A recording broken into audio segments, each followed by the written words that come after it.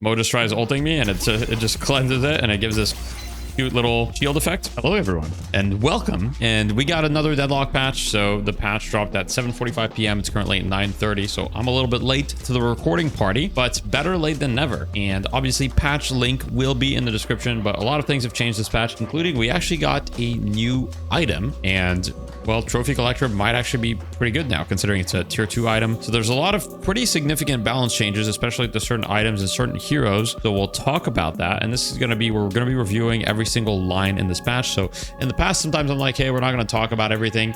I'm going to try to talk about everything and go quickly over the things that I think aren't super significant, but talk more in depth about what I think will have repercussions. We'll be rotating between just the patch notes and going in game as well. So I'll zoom in a little bit. So if you're on mobile, you'll should still be able to read along with me. So the first change is they reduced the base health per boon by 7. Now this change I think aims to reduce the overall tankiness of heroes. There was a lot of complaints about, you know, how unkillable a lot of heroes were and that fights were taking a bit too long. So Valve is trying to find the right balance between people getting one shot consistently and people being, you know, unkillable demons of doom. So it's kind of a mix of both. And when it comes to the vitality investment, so reduce the base health per boon. However, the vitality investment has seen increases across the board. So basically this addresses, okay, heroes by default are less tanky, but you will be more rewarded by investing in vitality than you were before, right? By a few percentage points, somewhere between 1 to like 6% on the upper hand, from, you know, 56 to 62%. Essentially, it's going to make the difference between people that have a lot of greens and people that have not a lot of green items bigger. I think it's a good change. I think you should be rewarded for going more in green. And right now, a lot of the time, it felt like a lot of heroes just didn't have that many green items and were still pretty tanky. Now, the weapon investment was also rescaled. So it gives you a little bit more earlier, but well, only for the very early levels. So 9 and 12. So the first two are better. Sorry, the first three are better, 15 to 13. And then after that, from the fourth investment, it's pretty much just worse all the way through, right? So the aim is that the upper end of gun isn't as crazy as it was. There was a lot of complaints about gun, even though gun by itself may not have been super problematic, but I think gun is just inherently, like, a lot of people don't like gun, so it kind of sways the opinion towards it. And there's also some heroes that abused it, very specifically Vyper, for example, which was targeted by reduced bullet damage growth by 10% for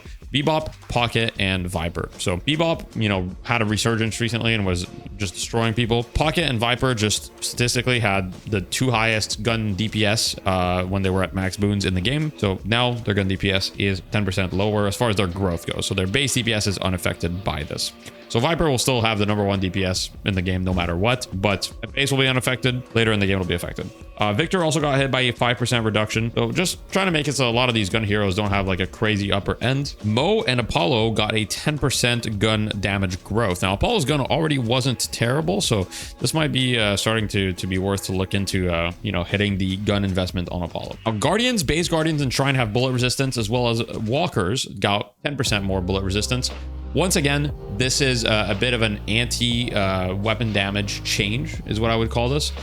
So this is, you know, a nerf to heroes like Vyper once again, right? But any hero that does a lot of bullet damage that's split pushing is not going to like this change. Wraith doesn't really care that much because she does a lot of spirit damage, so Wraith's not going to be super affected by this. But a hero like Geist, a hero like Vyper, a hero like maybe Warden, you know, any gun hero that likes to melt buildings is not going to love this. 10% extra is definitely going to be felt on Walkers for sure. Medic Trooper was nerfed slightly, so you get it has less region growth, and on top of that you get a smaller heal from 14 to 12% missing health. Not a huge deal, but it's going to make it a little bit harder for the Medic Trooper to make you stay consistently on the map.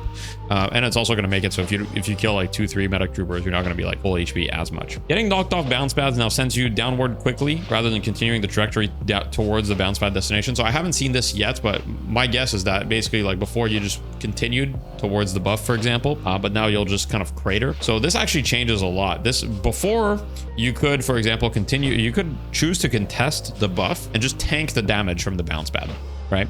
But now you won't have the option to tank the damage because you're just going to be sent downwards. So in a situation where you're escaping or you're running towards something, taking the bounce pad is only going to make sense if you know you're not going to get shot. You might still take it sometimes because it'll still give you some distance, but this changes the bounce pads quite significantly. So they did an interesting changes to boons here. So basically, the way that they did it is that after 14,500 souls, you have to get 1,500 souls to get an extra boon. Before that, it was 2,000 souls per extra boon, starting at 17,000. But what that did is that it took you 49,000 souls to get to max boons, whereas now it only takes you 40,000 souls. This has a lot of implications. The first implication on this is that it evens out the playing field earlier. So you can think about this in so when there's a deficit, right? Let's say you have two teams.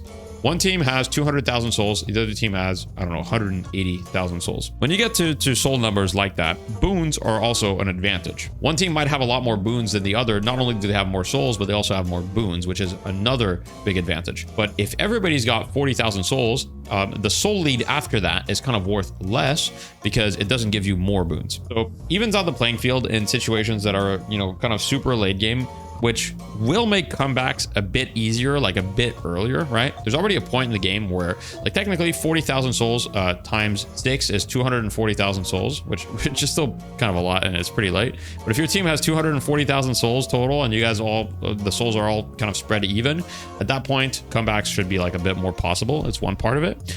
But the other part of it is also it's going to make the difference between like super farmed heroes and the sort of farmed heroes. It's going to make it so that there's a smaller gap kind of later on. It's going to be easier for every hero to hit max boons, whereas previously the 49k boons was pretty much only ever hit by heroes that got a lot of farm. So now more heroes should hit max boon, which should even out the playing field a little bit. Now the alt fire scaling, I wasn't even aware it wasn't working. So I mean, cool. Now we've got a cool stuff here. New item, Indomitable. We're going to go in game to show you this. But it upgrades from reactive barrier, and it causes the next stun, chain, immobilize, sleep, or silence to be automatically removed. Okay, so we're in game. This is the item, Indomitable. Basically, you get stunned, you get immobilized, you get chained, you get Billy chained, you get Haze slept. It just automatically gets removed, and it doesn't specify. I'm pretty sure that this works on basically anything. So like in theory, this should work on like, you know, Mo and Krill ultimates. Although I'm not entirely sure. Let me test that. All right. So as I've just tested, you can see right here, it actually does block the Mo ult, and it gives you a barrier right here. So let me just showcase that for you guys. Mo just tries ulting me, and it just cleanses it, and it gives this cute little shield effect. So kind of works on a lot of things. So, you know, this item might be really, really good against Mo if you're, you know, if you're struggling and getting Mo ulted. But when it pops, so it's kind of like reactive barrier. It builds out of reactive barrier, in fact, right? And then now they have the same cooldown. So reactive got nerfed actually really bad in order for this item to be possible. Reactive doesn't give any stats anymore, and it has like a way longer cooldown. So it got nerfed pretty significantly. But the thing about this is that not only does it give you the barrier and it cleanses it, on top of that, all your cooldowns get reduced by 20%, which is insane. This item has a ton of potential, and I'm really curious to see, like, you know, how this is going to work. I'm already scared of like seeing a hero like Shiv with this item. It's already, you know, hard enough to kill him. But anyway, I think it's a cool item, and I think a lot of people are complaining about CC and things like that. So having an item to answer that, people were asking about, you know, getting Lincoln Sphere in Deadlock. This is kind of like Lincoln Sphere, not exactly, but close enough. The last thing about Indomitable is like, obviously it'll also make, you know, items like, not items, but like, I mean, even items like, for example, Curse, all of a sudden, boom, you know. Actually, that's a good question. Does Curse work against it? I'm actually not sure, but let me test that real quick. Okay, so I just tested, and it even cleanses Curse. So this is a new counter to Curse, which is quite interesting, whereas previously the only counter to Curse was Unstoppable, but now this is a new counter to Curse, right? If you get cursed, it can actually remove it. So quite interesting. I'm going to guess that, you know, pick heroes are already quite bad. This item is certainly not going to help pick heroes, and I'm going to guess that it's not going to help them being picked more or played more. We've got a bunch of item changes. So a lot of these are just kind of like some small changes. So active reload got a slight buff. Opening rounds actually has a pretty significant change. So opening rounds now builds off of high velocity rounds. It gives less weapon damage from its conditional. However, it gives base weapon damage a little bit, like 8% now, because it gets the high velocity round stats, and it gives a little bit less spirit power. So opening rounds now kind of does like a lot of everything. So I think we're going to see a lot more opening rounds. We're already seeing a decent amount. I think we're going to be seeing a good amount because it just does a lot right now. Split shot was also nerfed. Damage per stack reduced, max stacks reduced, and the cooldown was increased a little bit again. So another hit mostly to Vyper is the biggest hero that suffers from this, which is good. And then we've got Shadow Wave with a very interesting change. So Shadow Wave was moved from tier 4 to tier 3. Now, I do think this is a good change because before it was competing. So 2 items in the game gave you invisibility. Veil Walker, which is a tier 3, and Shadow Weave, which now is a tier 3, but before it was a tier 4. So if you wanted invisibility, Veil Walker is a much more achievable option and much cheaper. Now you get invisibility on a tier 3. So the risk is this does help roaming heroes quite a bit, but I do think that it'll kind of open up some creativity there. We'll see if this is like a great change because invisibility is very strong in MOBAs traditionally. So this could be a problem because this is invisibility. You can pop anything, but obviously it got nerfs. Like it doesn't last as long, has a longer cooldown. The ambush duration is shorter. It doesn't give as much spirit power or fire rate or melee or anything. Pretty much. It's just a tier 3 item, but it's slightly worse than it was previously. So Alchemical Fire got a very slight buff. I wasn't seeing a whole lot of Alchemical Fire. I think the item was maybe a little slept on. It's still really good. It's even better now. Heroic Aura got a slight buff. So cooldown was reduced by 3 seconds, which to give you guys an idea is a little more than a 10% cooldown reduction. And the bullet resistance was increased by 2%. Now, I think Heroic Aura is already decent. This just makes it slightly better. They're definitely afraid of like over buffing it, but they're just giving it a little love, which I think is good in these patches. So maybe we'll see a little more of that. And Blood Tribute now has innate debuff resistance, and the active debuff resist got nerfed by 5%, but the innate one is 8%, which means overall it's more debuff resist. So it got buffed, and I think the item was already pretty decent. So now there's less power in its active and more power like always, I guess, which definitely makes the item more consistent and better. So Spiritual Overflow is back to giving ability duration instead of Spirit Lifesteal. However, the buff now gives Spirit Lifesteal instead of ability duration. They basically have changed the base stats and the buff. The base stats, you get duration, and now if you proc the buff, you get extra Spirit Lifesteal. So interesting idea. I think it's more like so that you can buy it as like a standard, because a lot of the time, most heroes didn't benefit from ability duration after they proc the buff. So one of the few heroes that did was like Infernus, right? But a lot of heroes wanted the ability duration early, like before they activate the buff. So I think it makes sense to swap them. Frenzy got a lot of changes, which is good because the item was like literally never bought. No longer gives 20% spirit resistance when below half HP. It doesn't give you base spirit resistance. It doesn't give you base movement speed. Now instead, it gives you health, it gives you more fire rate, and the low HP now gives you way more movement speed. It gives you 4, and now it gives you debuff resistance. Any existing debuffs are reduced by 30% duration as well. So this is interesting because most debuff resistance does not work like this. So for example, Blood Tribute, when you activate Blood Tribute, it's not like it reduces all of your existing debuffs by 30%. So the way that it's worded here makes me think that it's going to be good against something like Affliction, because when you go low HP, you get that extra debuff resistance. It's going to reduce the amount of Affliction, but no previous debuff resistance in the game worked like this. So, you know, it didn't work like this for Blood Tribute. Low HP fire rate increased from 25 to 40. So on low HP, you're getting some crazy stuff like 4 move speed, 40% fire rate, 30% debuff resist. Low HP bonus is now given for a duration and has a cooldown. Whenever you're below 50%, lasts 10 seconds and has a 16-second cooldown. To me, Frenzy is basically going to be like an enraged item. So one hero that I think is going to have a crazy use case for this is Silver, because Silver very easily goes below half HP and then transforms in wolf form and instantly heals a ton, but it's going to maintain that buff for 10 seconds. And the move speed on Silver is going to be crazy. The debuff resistance is going to be crazy. The fire rate is really nice. And so I think that this item is going to be like insane on Silver. And any hero that can recover from like low HP pretty quickly is really going to like this. So I think it's cool. Much better direction for the item. Much more interesting. Before it was just like never bought. So Resto Lockhead got a slight nerf. Now it might not seem like a nerf because here it says that the max stacks increase from 20 to 25, which seems like a buff, but max stamina restore happens at 25 stacks now. So essentially, and each stack only heals 16 instead of 20. Overall, if you're at max stacks, Lockhead is the same. However, each individual stack of Lockhead is worse, right? Which I think might be enough so that we don't see it every game, but we'll see. It'll still be good, probably, but each stack of Lockhead is worse, so it won't be quite as ridiculous. Return Fire got a buff. Now, Return Fire is starting to look really good. Like, I already think Return Fire was like pretty good against certain heroes. Return Fire is looking insanely good. Like, this is not looking great for a lot of gun heroes.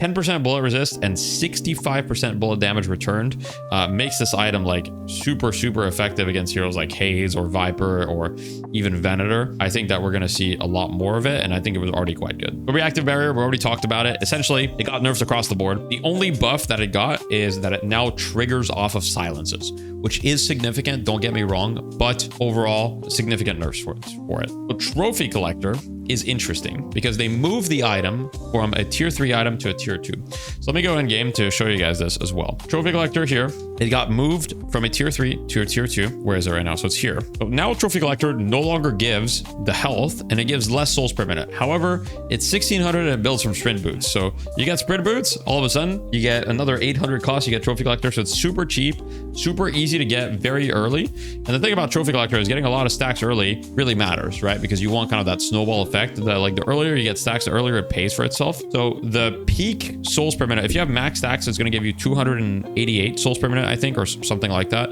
I did the math earlier, but I was too lazy to redo it. So I think it's just shy of 300, like somewhere like 288-ish, which is kind of a good amount. And not giving the health is definitely a big deal. The health was a super big part of trophy collector previously, but now the fact that it gives ability range, well, I already gave ability range. So the type of heroes that are going to want this are heroes that are going to want to be active. A lot of supportive heroes will benefit from this a lot. Like, for example, I think that Kelvin would benefit a lot from this. I think Paige is going to like this a lot.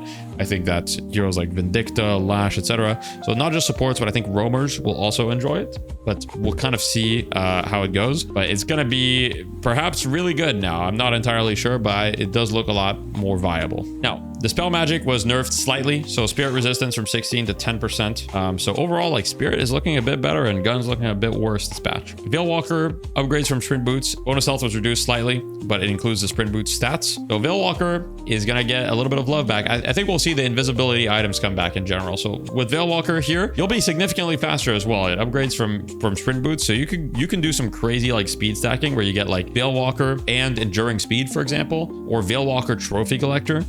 And you could get like some crazy amount of sprint speed, like pretty easily. Bullet and Spirit Resilience got very slightly nerfed, like out of combat regen was removed. Oh, no, sorry, very slightly buffed. Sorry, I misspoke. They got 3 out of combat regen. Okay, who cares? I think the main reason why they're doing this is they nerfed the Medic Trooper, which will make it a little bit harder to stay on the map. So now they're giving these items like a little something to make it easier for you to stay on the map, a little bit out of combat regen, so that when you're out of combat, you can, you know, stay healthier and not have to go back to base. Counterspell was nerfed again. I don't know how many patches in a row it's been nerfed. It's been nerfed slightly. I mean, the item's insane. It's going to get to the point where it's probably not going to need more nerfs soon, but it's just conceptually such an insane item. Rescue Beam, slight buff, not really too important. It's a 10% range buff essentially, which is nice. Colossus got a significant change. So it doesn't give 300 bonus health anymore at all. So no flat health, but the base health increase is now 25% instead of 15. This means that Colossus, in order for it to be better, so you get 10% more. So in order for it to be better than it was before, because it gave 300 flat health, your base health needs to be above 3000. So if your base health is below 3000, Colossus just got nerfed. So if your base health is above 3000, that's the only situations in which it's buffed. And there's not a lot of heroes that get base health above 3000 very early.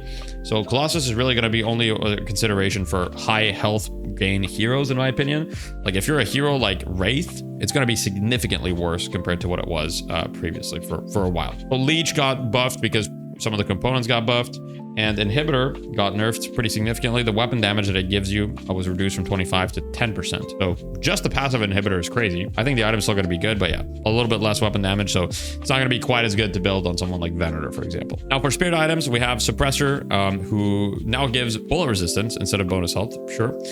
Cold front damage height was increased to make it more consistent. This is going to be really nice for someone like Flash, for example, or even Celeste, heroes that go in the air. So the damage height being increased is going to make it way more consistent for those heroes, or even Calico. Spirit Snatch gets a little bit more spirit when you melee. Arctic Blast got the same change as Cold Front. Scourge now doesn't give cooldown reduction, but gives debuff resistance, which arguably is significantly better. Scourge was already pretty good, I think, so Scourge is going to be just even better. I was already really liking it, but I think it's going to be really, really strong. And Spirit Burn got a very, very slight upgrade on the scaling. I was already kind of melting people with Kelvin, so, you know, this is only going to be more melting. It's only going to make it better. We got lifesteal adjustments, so I'm not going to read everything here, but basically everything that you can think of that gives lifesteal was nerfed. Okay, so every single source of lifesteal was nerfed, and life drain was also nerfed. Siphon life healing was nerfed. I don't think Lash Flog was nerfed, funnily enough, but, you know, the Lady Geist and Abrams healing abilities were nerfed, but Lash Flog was not nerfed. All right, so let's go through the hero changes. Like I said, I might go in game to show certain things. So fixed speed coming out of canceling shoulder charge being too high when hitting a hero. So this is basically the thing that you could do. I'll show this in game for Abrams. So with Abrams, you could charge through a hero, and then let me clear the follow. You could do this and then you could cancel it and then just like go at the speed of light. It was literally crazy. Like you could literally cancel the charge and then slide and you would just propel yourself.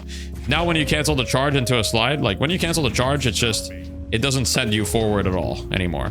So if you cancel your charge, no matter what happens, you don't get sent forward. So that was a huge part of why Abrams was so strong, especially at the high level. So you can still cancel it and get a little something if you go into a jump, but even then it's very difficult to do. You're not really going to gain much out of canceling charge, and Abrams was literally moving at the speed of light before due to this interaction, so which was a bug, I would assume.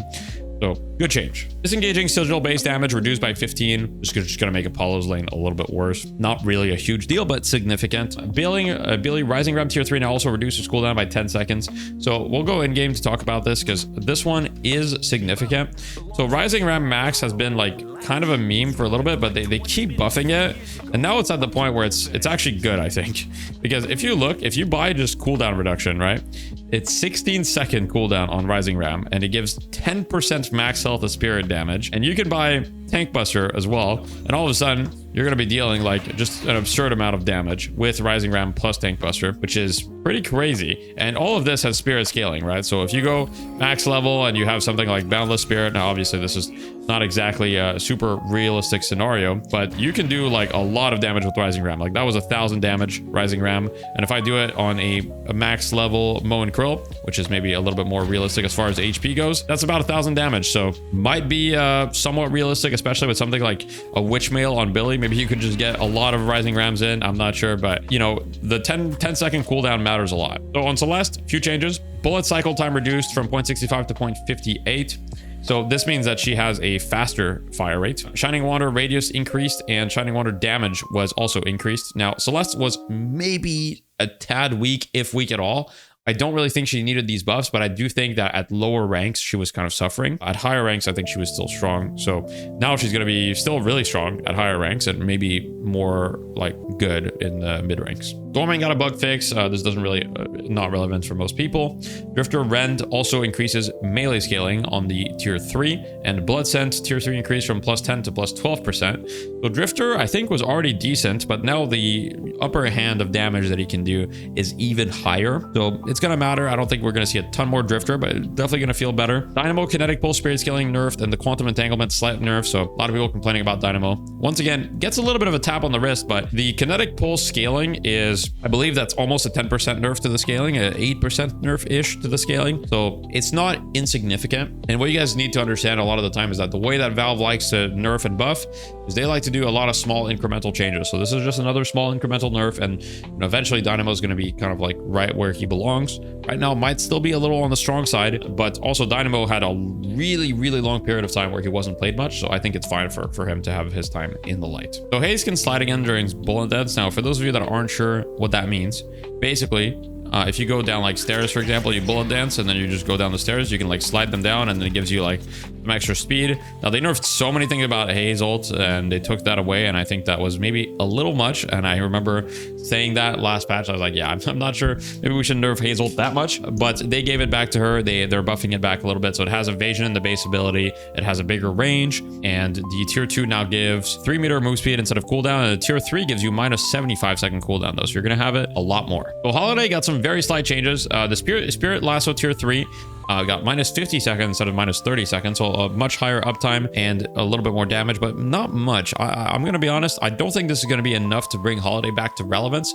I think they could have definitely given her a little bit more. So Infernus Flame Dash got taken out from 1 to 0.7, and it now does half damage to objectives. We'll see if that's enough for Infernus, but I do think that that's a really good start. One of the reasons why Infernus was so oppressive was because you basically left your walker alone for 2 seconds and it was gone. So it doing half damage to objectives should matter a good amount.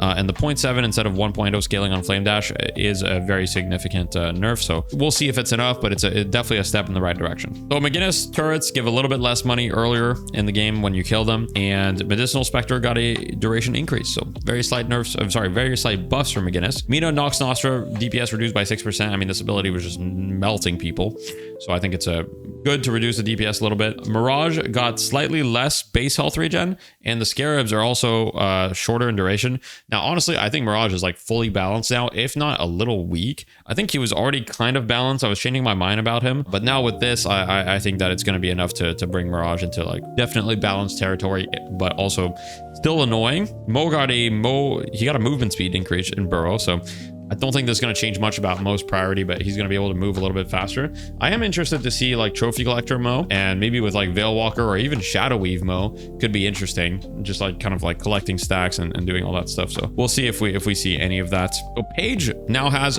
3 stamina instead of 2, which is big because now Yoshi is beating the allegations that he is sexist. So pretty much every single, every single woman that got added to the game had 2 stamina for some reason, like Mina, Paige, Silver, etc. So except Celeste. Celeste got 4. But anyway, now he realizes there's a pattern. So he gave Paige 3. Dash speed reduced to slow bucket. So that would mean that she's in the 3rd bucket of dash speed. So she's going to be, dashing fairly slowly, kind of like an Abrams, basically. And she got a cooldown reduction on plot armor, and the bookworm recharge timer was also reduced, meaning you'll be able to spam your dragons a little bit more, especially if you have rapid recharge. So slight buffs. The stamina change is like kind of a buff, kind of a nerf. Having more base stamina is good, but being in the slower bucket means like stamina mastery is not quite as good on her. So we'll kind of see how that goes. So Paradox, the cooldown on Carbine got buffed a little bit, so 2 seconds less. Time Wall tier 2 damage increased from 30 to 35% weapon damage, which is interesting. And the Kinetic Carbine now provides 20% air dash distance when charged.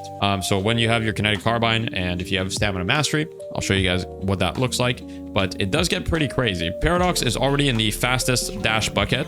So if you buy stamina mastery and you charge your Kinetic Carbine, it's fully charged. As you can see, you go pretty far, especially if you do like instant air dashes. It does get pretty crazy with stamina mastery.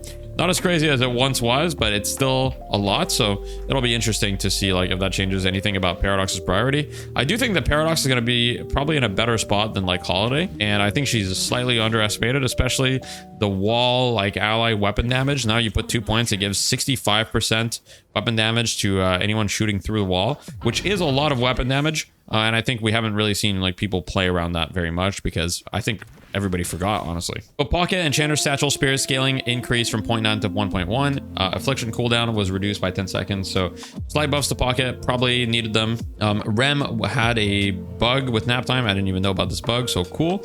And Pillow Toss recharge timer got reduced a little bit. This won't really change much about Rem. I think the Pillow Toss is not really like something you play around a ton. I mean, you can. It'll make the pillow build a little bit better, but other than that, I don't think it'll change too much. I mean, technically it makes every build better because every build builds at least extra charge most of the time. So the recharge timer reduction does matter for everyone. And I don't think Rem is bad, so a small incremental change is fine. So the Shiv alt fire knockback was reduced by 10%. Serrated Knives Spirit scaling was reduced, and the tier 3 scaling was also reduced. So knives won't do anywhere near, like they won't do as much damage, but it'll be close. And just to show you guys the knockback, what that looks like, you can definitely still move as Shiv, but it's definitely not as crazy as it once was. So it's a lot more like reasonable, like how far you can go with Shiv now, whereas like previously you definitely like had some like insane movement moments where now the right click movement just doesn't feel anywhere near as like crazy as it did previously. And if you combine the crazy right click movement with Killing Blow like I just did, and then with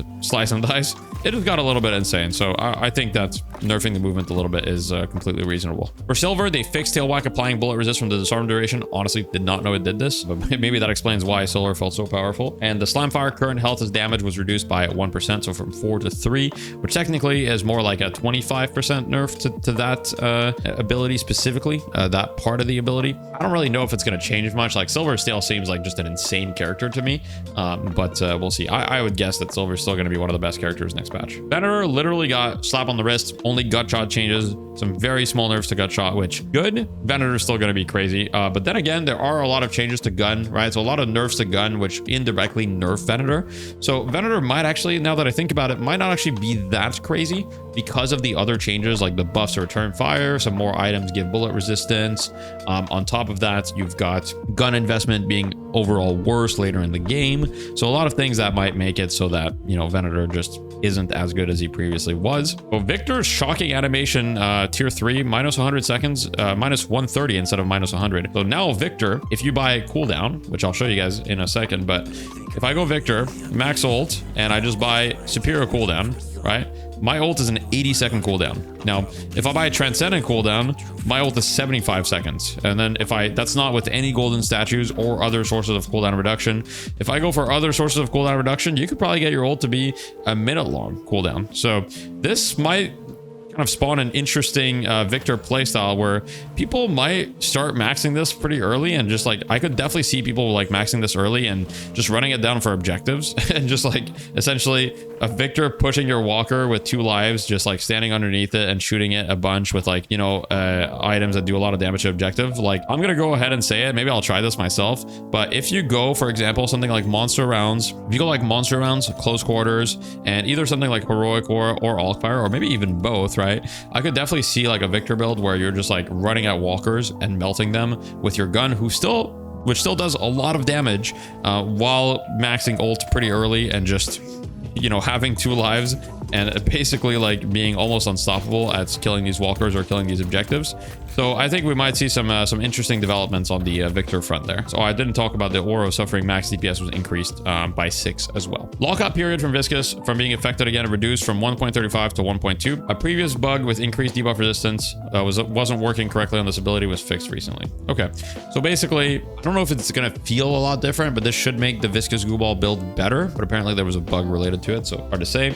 The improved house platter works as well. Now, Vyper lethal venom cooldown was increased from 24 to 28. The tier 2 though compensates for it, so if you invest in it, it's the same as it was. The cast range was also reduced, but it scales with boons, so you kind of get your cast range back if you get enough boons. I think you need to get what is that, like 25 boons to get your cast range back, or something like that. So it's going to take quite a while to get the 5 meters back, but another nerf, so it won't be as strong in lane to be able to just kind of like do it. And armor piercing rounds doing damage through Petrify has also been fixed. Now there's Street Brawl changes. I'm going to go through them very, very quickly because I don't really care much about Street Brawl. Unstable Concoction reduces the player respawn time by 50%. Seraphim Wings damage reduced in the air reduced from 60 to 40. Following abilities have minus 15% radius in Street Brawl. Bookworm from Paige, Flame Dash from Infernus, Essence Bomb from Geist, Tangling Thorns from Ivy, Lightning Ball from 7, Pulse Grenade from Paradox, and Frost Grenade from Kelvin. A lot of expansion stuff was nerfed. Enhanced Escalating Exposure was also nerfed. Enhanced Weighted Shot had a bug fix. So for those of you that like Street Brawl, there you go. That's about it for the patch video. Let me know if this format was adequate for you guys. I'm still kind of exploring what's good for a patch video, what you guys like, what you guys don't like. But anyway, very excited to test this patch out on stream tomorrow, so make sure to check that out, and I hope you guys have a wonderful evening.